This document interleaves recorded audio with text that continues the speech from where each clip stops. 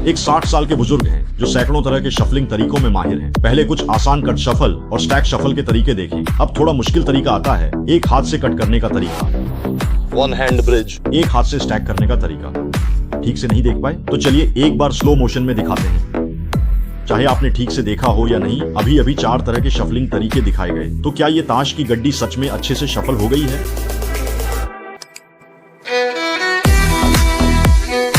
I watch it through at 2, 3, 4, 5, 6, 7, 8, 9, 0 suited America। ये तो उसकी खासियत भी नहीं है, उससे भी ज्यादा कमाल की है उसकी डीलिंग तकनीक। पहले वह एक खूबसूरत लड़की से कोई भी नंबर बोलने को कहता है, फिर वह सभी ए कार्ड्स को बताए गए स्थान पर डील कर देता है। अगर आपने ये ट्रिक सीख ली तो 3 पत्ती में तो पक्का जीतेंगे। अब बारी है लॉन्ग डीलिंग तकनीक की, जिसमें मनचाही कार्ड को पहली पोजीशन पर शफल किया जाता है और हमेशा विरोधी को दूसरी पोजीशन वाला कार्ड ही डील किया जाता है। जब मैं तैयार हो जाऊं तो क्या होता है? ऊपरी हिस्सा 6।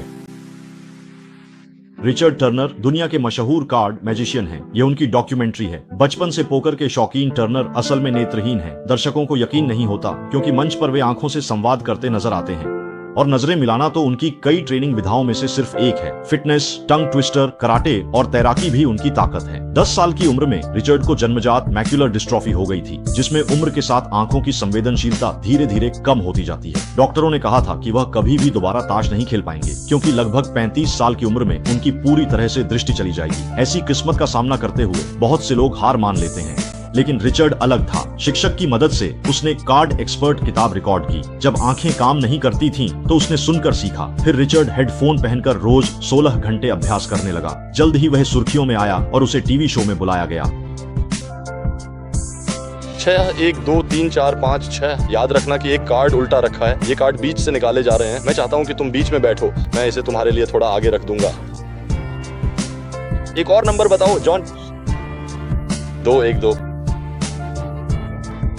एक ही रात में पूरे यूरोप ने इस अंधे जादूगर को जान लिया। बाद में वह महान जादूगर डाई फुलोंग से मिला और उसकी खुद पर गर्व करने वाली डीलिंग तकनीक वहीं पर पकड़ ली गई। इस झटके से आहत होकर रिचर्ड ने पागलों की तरह अभ्यास करना शुरू कर दिया और आज भी वह इस कर्तव्य को निभाता है।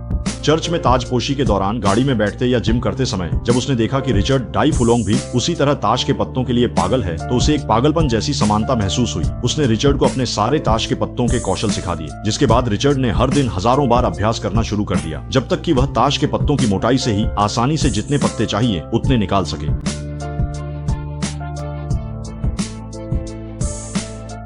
इतनी तेजी से 31, 32, 33 और 34, 35, 36, 37। समय के साथ उसकी दृष्टि तेजी से कमजोर होने लगी। 28 साल की उम्र में उसने एक और भी पागलपन भरा फैसला किया।